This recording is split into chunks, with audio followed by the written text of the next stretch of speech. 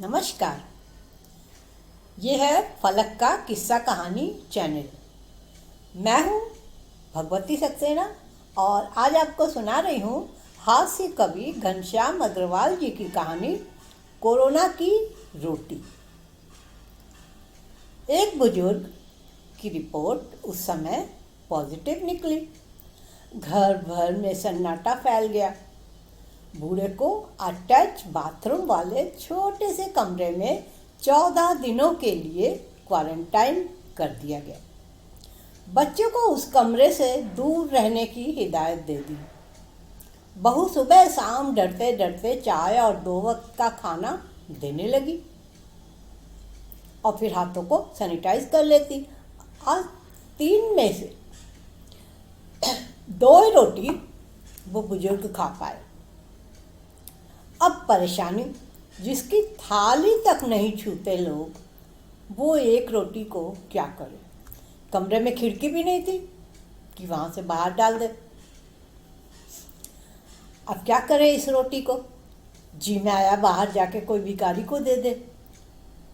अब बताइए, उनके लिए तो 14 दिनों की लक्ष्मण रेखा बन गई थी कि उस कमरे से बाहर नहीं निकलना। आखिर उसने रोटी को कमरे में बाहर रख के ये बोल दिया, ज़्यादा की बची हुई रोटी बाहर रखी है, किसी को बाहर डाल दो, और दरवाज़ा बंद कर दिया। अब इनकी झूठी रोटी को कौन हाथ लगाए। अब फिर उस कमरे में तक जाना होगा। बूढ़ा भी है ना, ऐसा नहीं कि बहू ससुर की इज्जत नहीं करती, पर कोरोना के समय सब डरते हैं। कुछ ऐसा था। आखिर भुनभुनाती बहू ने चिमटे के सहारे रोटी को उठाया और बाहर ले गई। अब सोचने लगी, बाहर कैसे डालूं, जो देखेगा वो क्या बोलेगा। सड़क पे फेंकने में वो हिचक रही थी। फिर दूर एक उसको भिखारी नजर आया। उसने उसको इशारे से बुलाया और उससे बोला, ये कचरा पेटी में डाल आओ, और एक 5 का सिक्का भी दिया। अब वो भिखारी कई दिन का भूखा था। कोरोना में उसको रोटी नहीं मिली थी। अब सोच के इतना खुश हो गया वो। कोरोना का इतना भय और चर्चा था कि भिखारी कोरोना के बारे में कुछ कुछ जानने लगे थे।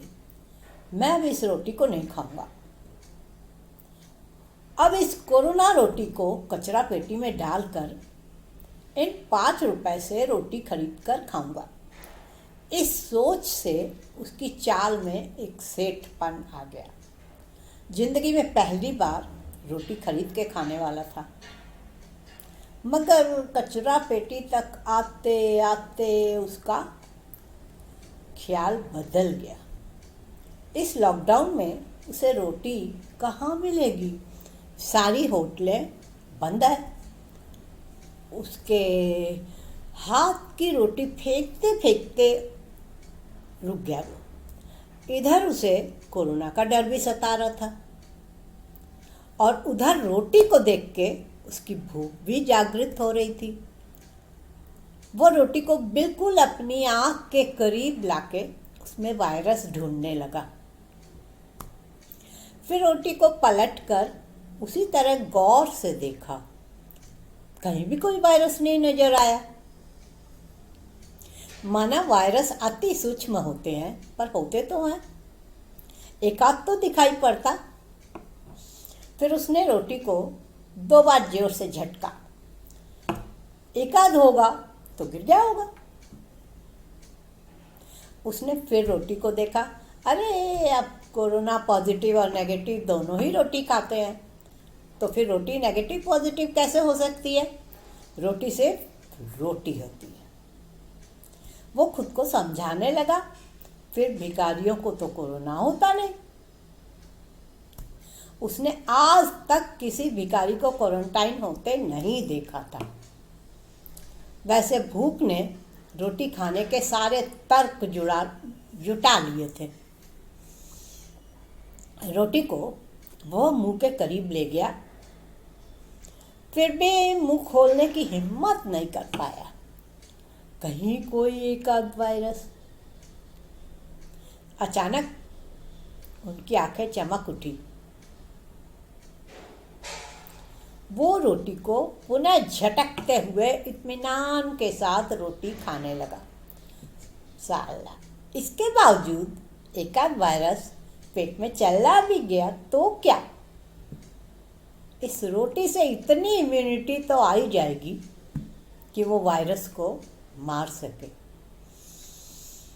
अब वो प्रसन्न हो इस रोटी को ऐसे खा रहा था जैसे वो सिर्फ कोरी रोटी नहीं बल्कि सब्जी के साथ रोटी खा रहा है। मेरी कहानी इतनी ही। ये थी मेरी आवाज़ में घनश्याम अग्रवाल जी की रचना।